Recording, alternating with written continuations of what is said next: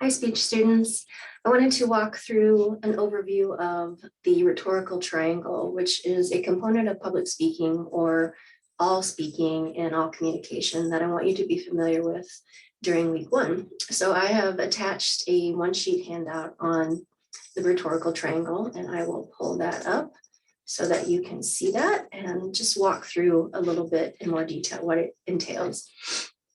So this is an ancient, to the degree of Aristotle, idea about how we compose communication, especially persuasive communication.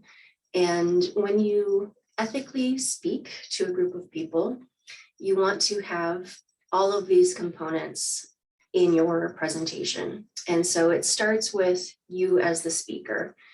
And this relates to the notion of ethos or ethos, which means ethics or credibility.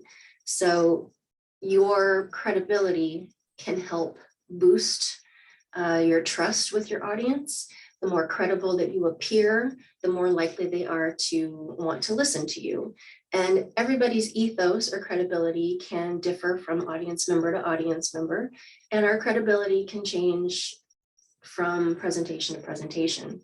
There are going to be some people who come into a room and are automatically perceived to be more credible. So if you're going to a conference on writers, a person like Stephen King would be a very well-known writer that many people have probably read or watched his shows.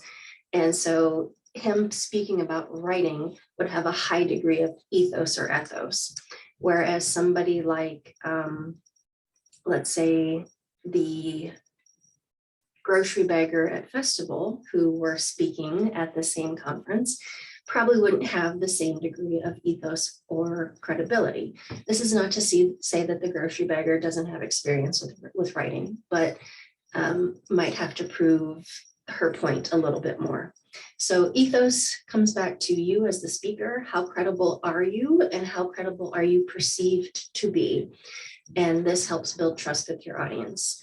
The next component is logos, and this is logic or reasoning. And so when you present information to your audience, it needs to be in an order that makes sense to them, and it needs to be built on evidence that is not just your own opinion or your own beliefs, especially when you get into argumentative rhetoric or communication or speaking.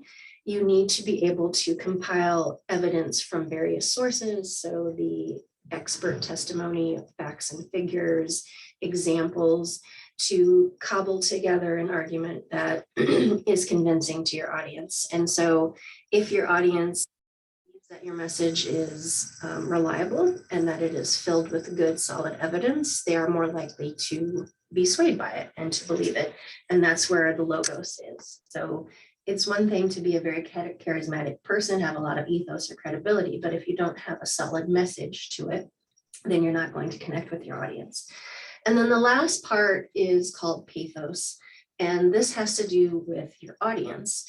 I remember pathos as emotion. And so we as people are swayed by human stories. We are interested in each other. We like to know about each other's lives and learn from each other. And so one way that you can add pathos to your messages is to add those emotional connections that help your audience understand concepts.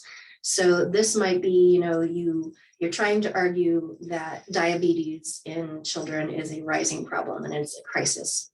And it's one thing to have a lot of facts and figures and graphs. It's another thing to actually have a story about a person who's been personally impacted. And this is where advertisements and marketing really heavily rely upon. They primarily convince us with pathos. They are selling us something and they're playing on our emotions in order to do that. They're making us envious. They're making us happy or sad. They are trying to give us this feeling of, I need something in order to make my life better, because they only have 30 to 60 seconds to do that. So they don't have a lot of reliance on logos. But when you're trying to be an ethical public speaker and present information to your audience that is convincing, you want to have all of them. Because again, if I only hit you with the sad story about the kid who was affected by diabetes and I didn't have any data or facts to back it up, I'm playing on your emotions, and that's not enough to convince a critical audience. So you need to have all of these components in order to be a credible and ethical public speaker. So in order to start working towards your ethos or credibility, think about how you are credible to speak about the topics that you're selecting for your speeches. And if you don't feel super credible or don't have a lot of experience with them, you can supplement that by doing extra research on a topic. Think about how you're going to put together your message or your logos, how much evidence you're going to infuse into your argument, how you are going to not just rely on your own personal beliefs or experiences, and then think about how you can connect with your audience using that pathos. What is the human component to the argument you're making that really connects us all together and makes us want to listen? So that's a little bit of an overview on the rhetorical triangle. Thanks.